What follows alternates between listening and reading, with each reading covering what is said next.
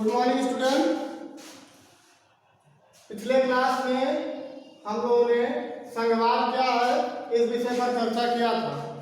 आज बेटा हम आपको अगला टॉपिक भारत में संघीय व्यवस्था इसके बारे में आप लोग बताएंगे। आप लोग जानते हैं कि बेल्जियम और श्रीलंका दो छोटे देश हैं, फिर भी उनको अपनी भिन्न विभिन्नताओं को संभालने में, अपनी विविधताओं को संभालने में खासा मुश्किल का सामना करना पड़ता था या करना पड़ता है आज भी।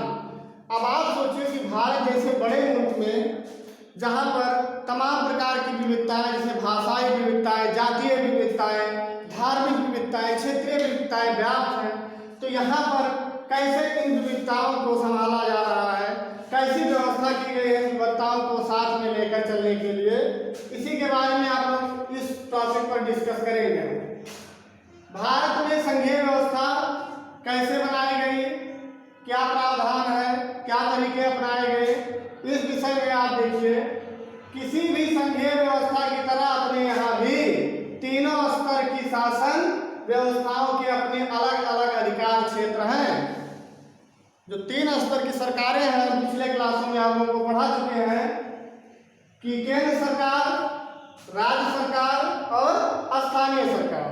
तो तीनों स्तर की सरकारों के अधिकार क्षेत्र बाकायदा क्लियर किए गए हैं। यही बात, अलग अलग अधिकार क्षेत्र हैं, उनके अधिकार क्षेत्रों में दूसरी सरकार हस्तक्षेप नहीं कर सकती। उसमें बीच में कोई भी गवर्नमेंट का, मानिए राज्य सरकार का अधिकार क्षेत्र का जो है उसमें केंद्र सरकार कुछ नहीं कर सकती, और केंद्र सरकार के अधिकार क्षेत्र वाले कामों में राज्य सरकार हस्तक्षेप नहीं कर सकती।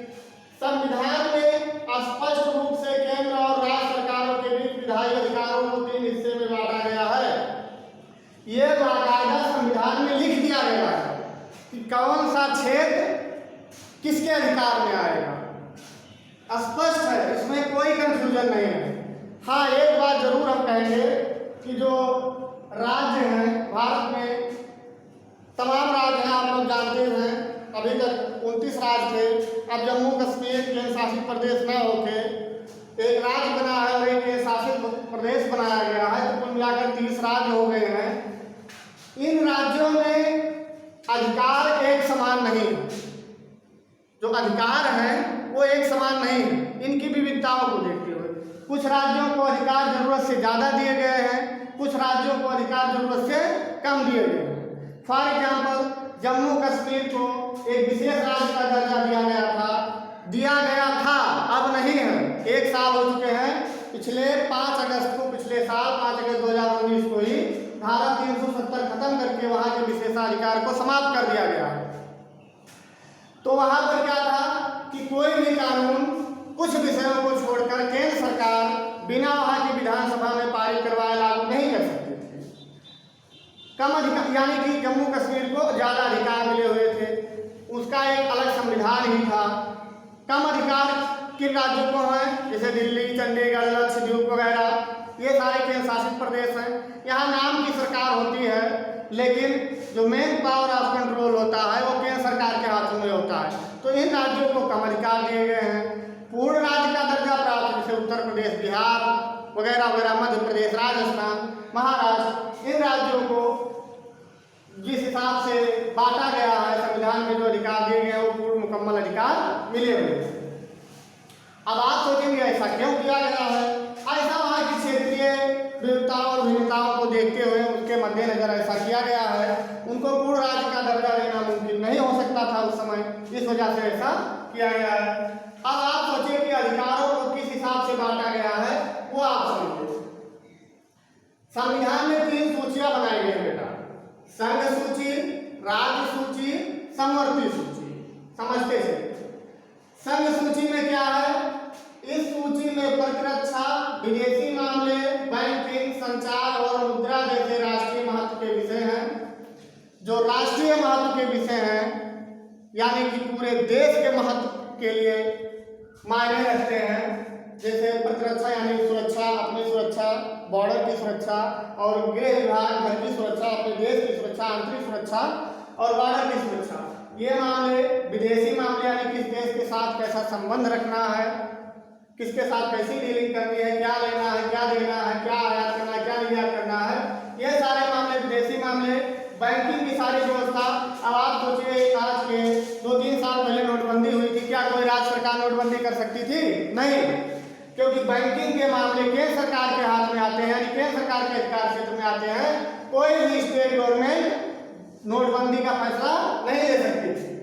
संचार आप लोग जानते हैं, जो आप संपर्क साधते हैं, हेलो हाय, यहाँ से वहाँ, आप यहाँ से मुंबई बात करना है, इंटरनेट में संचार माध्यम से बात कर सकते हैं। ये चीजें संचार होती है। और मुद्रा यानी कि रुपया, मनी, जैसे राष्ट्रीय महत्व के विषय संघ सूची में आते हैं, तो कहेंगे ठीक बात है, इसमें गलत क्या है? कोई गलती नहीं होगा।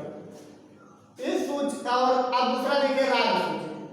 इस सूची में पुलिस, व्यापार, वाणिज्य, कृषि, सिंचाई जैसे प्रांतीय और स्थानीय महत्व के विषय हैं। राज्य सूची में यानी राज्य सरकार के हाथों में क्या क्या है? पुलिस है यहाँ की, व्यापार है, वाणिज्य के विषय में फैसले ले सकती है, कृषि और सिंचाई जैसे प्रांतीय और जो क्षेत्रीय जरूरत की चीजें हैं वो राज्य सूची में आते हैं, यानी उनके विषय में फैसला राज्य सरकार करती है। तीसरा है समवर्ती सूची। समवर्ती सूची का मतलब होता है जो ऐसे विषय जो दोनों ही क्षेत्रों, दोनों ही सरकारों के अधिकार क्षेत्र में आते हैं, यानी केंद्र सरकार और राज्य सरकार दोनों को। इस सूची में शिक्षा, वन मतलब होता है जंगल, मजदूर संघ, विवाह, गोद लेना और उत्तराधिकार जैसे विषय आते हैं। उत्तराधिकार मतलब ये होता है कि जैसे इसका वारिस कौन होगा, ठीक है। अब आप ये जान गए कि केंद्र सरकार के अधिकार क्षेत्र में क्या है, राज्य सरकार के अधिकार के क्षेत्र में क्या है, और दोनों सरकारों के अधिकार के क्षेत्र में क्या है। इस सूची में वर्णित विषयों के बारे में कानून बनाने का अधिकार सिर्फ केंद्र सरकार को है। यानी संघ सूची में जो मामले, जो विषय शामिल किए गए हैं, उनके बारे में कानून बनाने का हक सिर्फ और सिर्फ केंद्र सरकार को है। अच्छा, राज्य सूची के बारे में देखिए। इस सूची में वर्णित विषयों के बारे में कानून बनाने का अधिकार सिर्फ राज्य सरकार को है।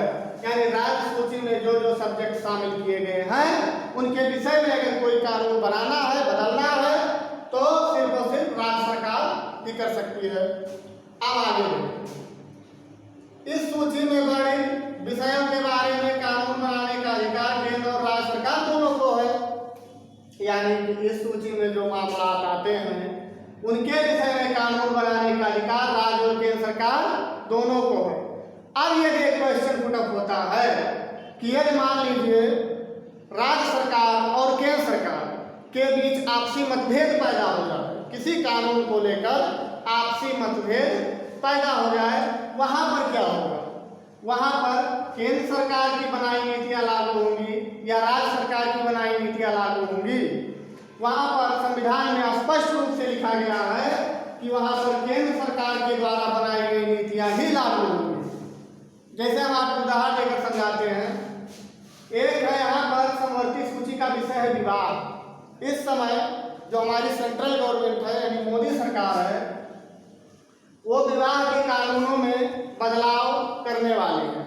जब जैसे क्या बदलाव होने वाला है? अभी तक भारत में लड़के की उम्र शादी के लिए 21 साल और लड़की की उम्र 18 साल मुकम्मल की गई थी, लेकिन फिलहाल एक कमेटी गठित की गई है केंद्र सरकार द्वारा और उस पर प्रस्ताव बनाया जा रहा है कि लड़कियों की शादी की उम्र 21 साल की जाए। इस पर प्रस्ताव बन रहा है और उम्मीद की जा रही है कि अगले यानी आने वाले संसद के शीतकालीन सत्र में इस प्रस्ताव को लोकसभा और राज्यसभा में रखा जाएगा। यदि अगर वो प्रस्ताव यानी बिल पारित हो गया तो वो कानून बन जाएगा। ठीक, तो विवाह के संबंध में बदलाव कौन कर रहा है? केंद्र सरकार। अब यदि कोई राज्य चाहे और वो कहे कि नहीं हम 18 साल ही रखना चाहते हैं, तो यहाँ पर उनकी बातों को नहीं माना जाएगा।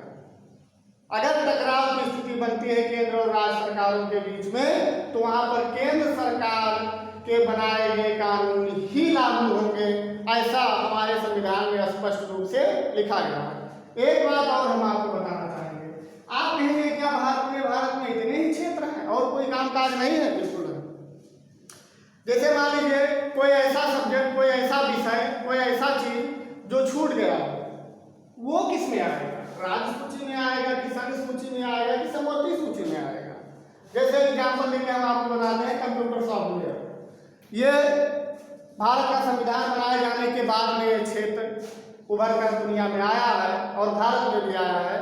तो इसके विषय में हमारे संविधान में कंप्यूटर सॉफ्टवेयर के बारे में कोई चर्चा नहीं की गई है कि वो किस क्षेत्र में रहेगा, संघ सूची में रहेगा कि राज्य सूची में रहेगा कि समवर्ती सूची में रहेगा, केंद्र सरकार के अधीन रहेगा कि राज्य सरकार के अधीन रहेगा।